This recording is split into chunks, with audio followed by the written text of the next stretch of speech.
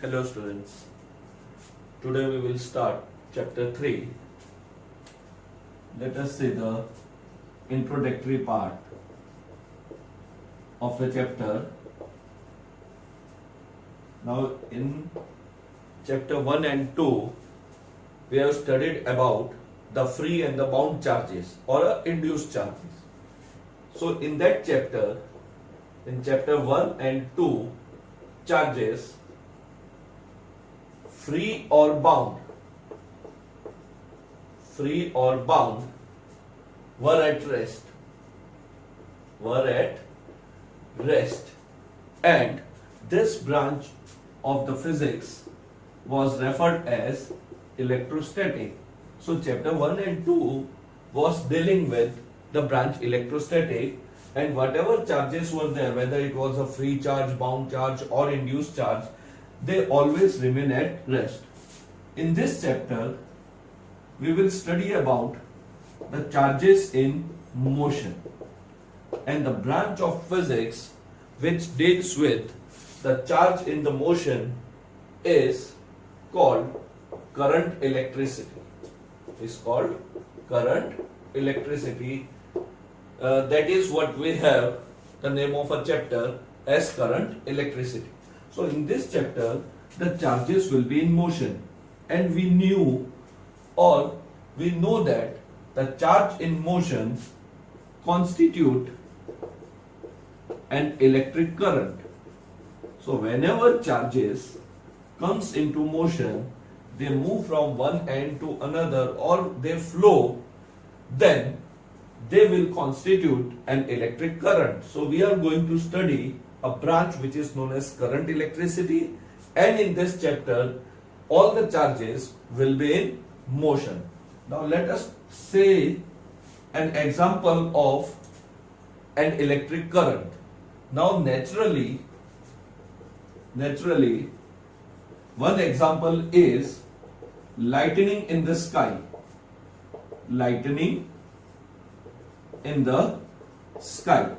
Now whenever there is a lightning in the sky, charges flow from cloud to atmosphere,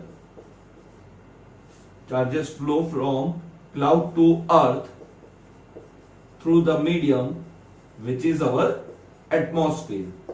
So one of the natural example of an electric current is lightning in the sky. This is a natural example, and in this situation the charge will flow from cloud to earth through the atmosphere. But this motion of charges, when the charge flow, or you can say the motion of charge is unsteady. The motion of the charge is unsteady. So the charge do flow from cloud to earth through atmosphere, but that motion of the charge is unsteady or not steady. And when the motion of the charge is unsteady and the current produced is of short duration, now this lightning in the sky take place and the current will flow for short duration, then we will call it a transient current. So a current which flow for a small duration of time is called as transient current. In this example, the flow of charge or the motion of the charge is unsteady, but there are many devices in which the flow of the charge is steady. So devices in which charge or the flow of charge or the motion, so device in which flow of charge is steady, that is torch, which we use, and another is cell driven clock, or wherever we use a cell like a remote control. So there are many devices in our house or we use in our daily life where the flow of the charge is steady. So if the charge flow is unsteady, that is when the lightning of the sky, lightning take place in the sky, and the current produced or the current is of short duration, then it is a transient current. However, we are not dealing with this unsteady current. We will be dealing with a steady current. So in this chapter, we will study the motion of the charge or the flow of the charge which is moving or flowing in a steady manner. These are the devices which use steady current, torch and cell driven clock, or any device which uses cell. Or we can also say devices which produce steady current. We are taking the example which produce the steady current are cells, battery or batteries. So there are many another cases also that we will see that the current flowing is steady, its magnitude remain same throughout the motion of the charges. That is, the charge flow in a steady manner. So in this chapter, we will concentrate on steady current, and we will also study the laws related to it. So this is what we have to study in this chapter. Now let us move to topic number 3.2, electric current. Now we will see a simple definition of an electric current. Now we know that if there is an electric field, suppose we have an electric field along the x-axis, so these are positive charge and these are negative charge, and the electric field is established along x-axis. Now if I place any positive charge, it will come into motion due to the force acting on it is F is equal to QE. See, in the introduction we said that electric current is due to motion of charge. So we have to bring charge into motion, and to bring a charge into motion, one of the way is to establish an electric current, or you have to create a potential difference. So this is a high potential, this is a low potential. Then the charge comes into motion, and the motion of the charge constitute an electric current. So whenever we will establish an electric field, the force will act on it and the charge will come into motion, and correspondingly we get a current. So to define an electric current, first we take a simple cases. Let us consider a conductor.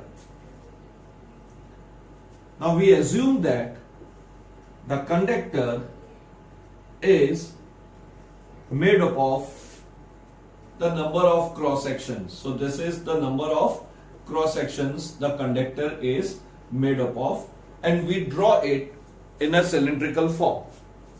Now we will establish an electric field and we will see how the current is found. This is the basic concept only to define an electric current. Then we will move what happened inside the conductor. Now let us consider the two end, say end A and end B. Suppose the charges are flowing in a direction from A to B.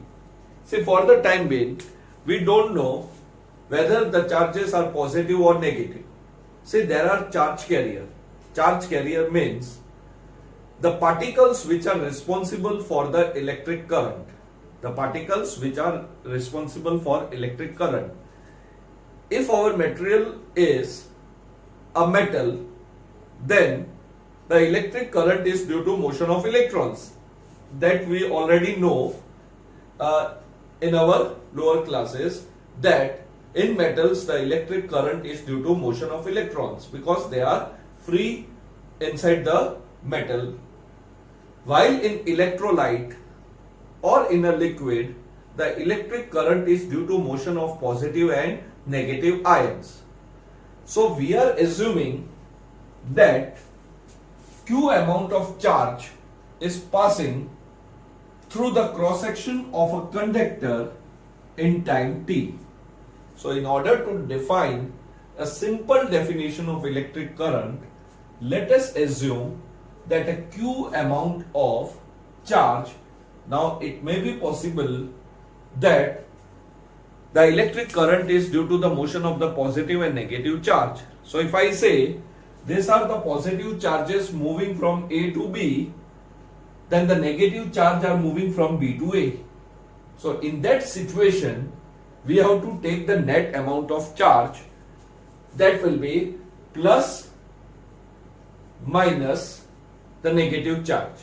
So if the positive charges are moving, say Q plus is moving from A to B, and the negative charges are moving from B to A, then the net charge can be written as Q plus minus of Q minus.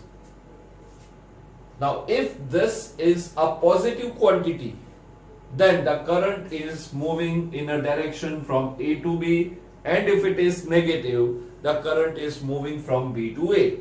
That depends on the sign of this net amount of charges. So we have a different charge carrier. So for the time being, we don't know whether the electric current is due to motion of positive charge or due to the motion of electron or due to the motion of the ions. We simply say that the Q amount of charge passed through the cross section of the conductor. Now, this Q amount of charge passes through a conductor in time t. Now you see the geometry, the cross section, these are the cross section which are held normal to the direction of the motion of charges. We assume the charge are flowing in this direction. So these cross sections are normal to the motion of the charges. So in 1 second, how much amount of charge will pass, that is called as electric current. That is called as electric current. So if Q amount of charge passes through any cross section of the conductor and the cross section is held normal, then whatever amount of charge pass in 1 second, it will be Q by T. This will be called an electric current. Now this definition of electric current is for a steady current. Now what does steady current mean? Suppose we talk in the terms of number. If 3 charges are moving from point A to B, and throughout their motion, throughout their journey, they are moving together, which is not a reality, but let us assume that the 3 charges enter from the cross section A at any instant. They are passing through the cross section C, they are all together, and after some time they are emerging out from the cross section B. So throughout their journey they are moving together, and therefore if I say the time interval is t second from cross section A to cross section B, then in 1 second whatever amount of charge passed through this conductor will be referred as a steady electric current. So it is like a journey where the velocity throughout remains constant. All 3 are moving together, they are not facing any obstacle, or it is like a motion in a straight line where a body is moving with a constant velocity. So if I say I am moving from one city, say Ahmedabad to Surat, taking 300 kilometer as a distance in 5 hours, then we have a average speed is equal to 60 kilometer per hour. Now this is our average velocity or average speed. Now it does not mean that in each hour we covered 60 kilometer. So it is an average. It may be possible that in the first hour the body has covered only 10 kilometer or say 20 kilometer. In the second hour it covered 80 kilometer. In third hour it may cover 40 kilometer. So it comes out to be an average. Like this, if the body moved from Ahmedabad to Surat, throughout the journey the velocity remains constant, then it will be a steady motion. So this is a steady current where we assumed that the 3 charged particles enter from the cross section A at any instant. All the 3 charged particles remain all together. But this is not a reality. They may face an obstacle because we know if we talk about metals, metal consists of free electrons and the positive ions which are fixed at their lattice position and they keep on oscillating about its mean position. So they will face the obstacle and therefore they all together will not move.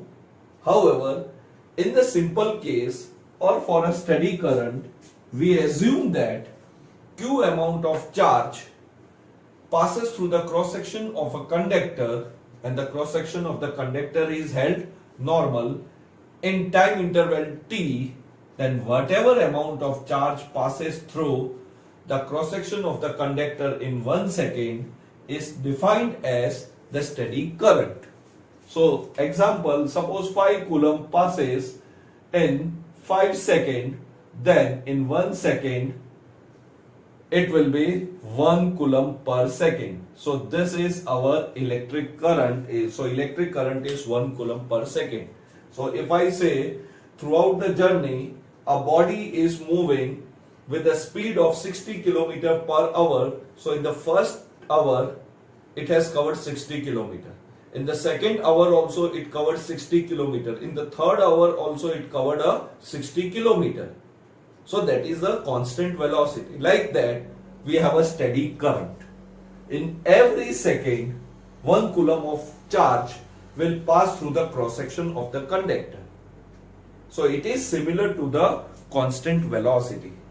But we know that this velocity or this motion will not remain constant.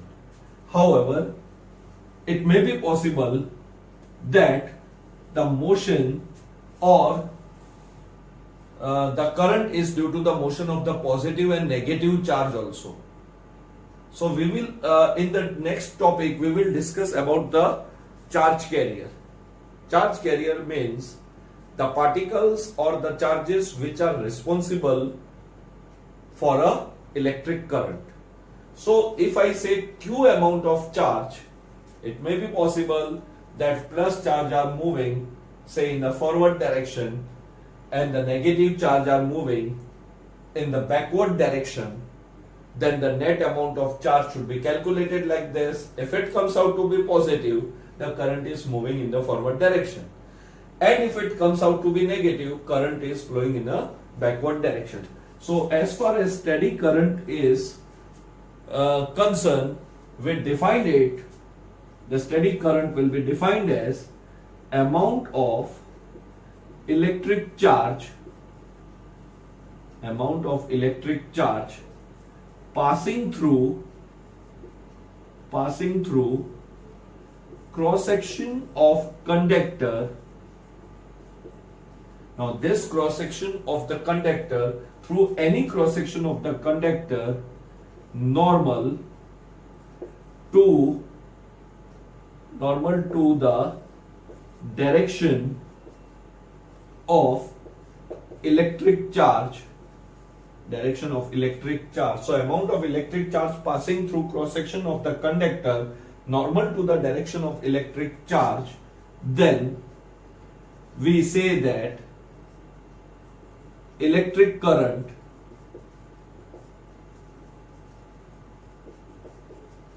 is produced, or the current I is flowing through the conductor.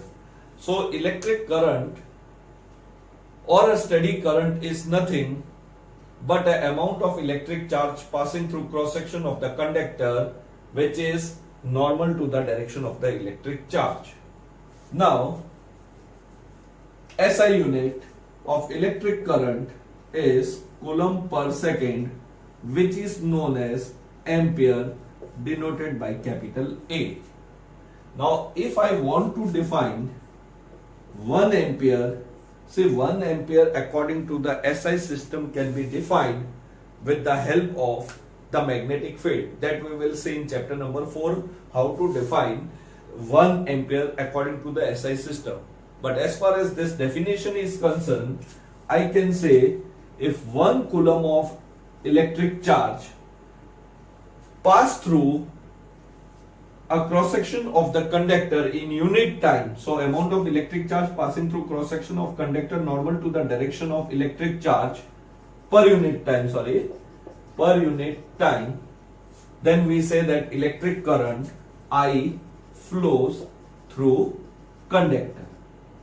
Electric current I flow through conductor. So if 1 coulomb of charge flow through the cross section of the conductor in 1 second, then the current flowing through the conductor is 1 ampere, and current is a scalar quantity, its dimensional formula will be A1. So this is what we have about a steady current. But in reality, the situation is different.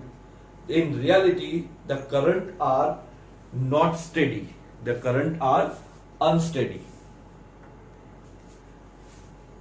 Now see, in reality, the situation is like this, that when the charges enter together, there may be a situation, or it may be possible that few charges will collide with the ion in the case of a metal, or for the time being we assume that they will meet some obstacle and the motion will not be steady, or the motion will not be uniform. So in this situation it may happen that one charge already passed this cross section C, other charge is passing through the cross section, and other charge has still not crossed this cross section. In this situation, or in this diagram, all the three charges were moving all together.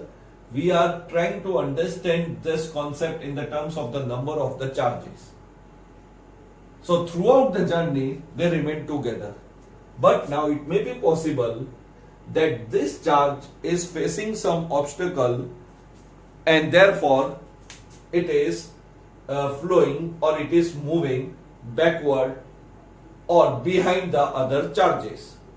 Now if this is a situation, then we need to define the average current like we defined average speed, because it is not possible in a journey that throughout the journey the body move with a constant velocity. They may face some obstacle in the terms of traffic, or we are talking about a train, it may be in the terms of a red light or like this. So here also inside the conductor we will see there are obstacles. These electrons or the charges are not free to move easily through this conductor, and this will give rise to the new physical quantity which is called as resistance. Now if this is the situation, we take, let delta Q amount of charge pass through the cross section of the conductor. Suppose the time for this cross section is T, and for this it is T plus delta T. So now all the three charges has not passed through the cross section. So we assume that delta Q amount of charge passed through the cross section of a conductor. Now if I take a time interval, it comes out to be delta T.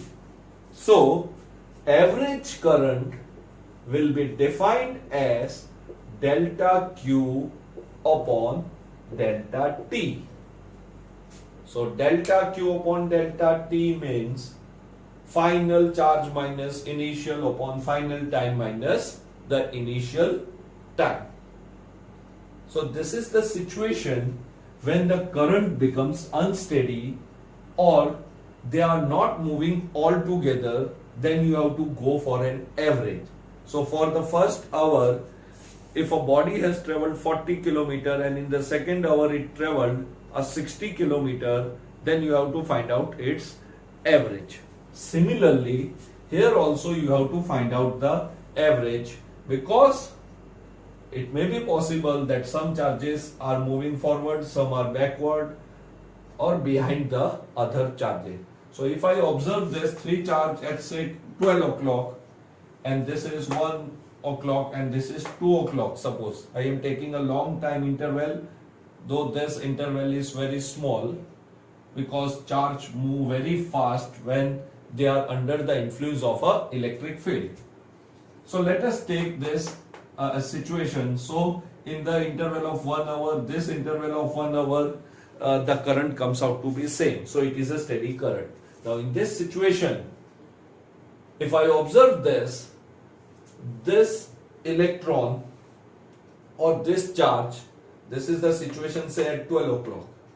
Now this charge cross the cross section C at 1 o'clock, this as 1 o'clock plus 1 minute more, this 1 o'clock plus 1 minute more.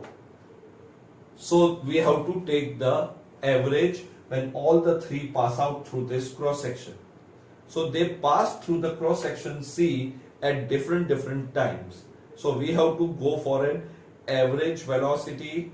We will see they have a average velocity which will be referred as a drift velocity, and we will take a average time interval also. So average current is defined as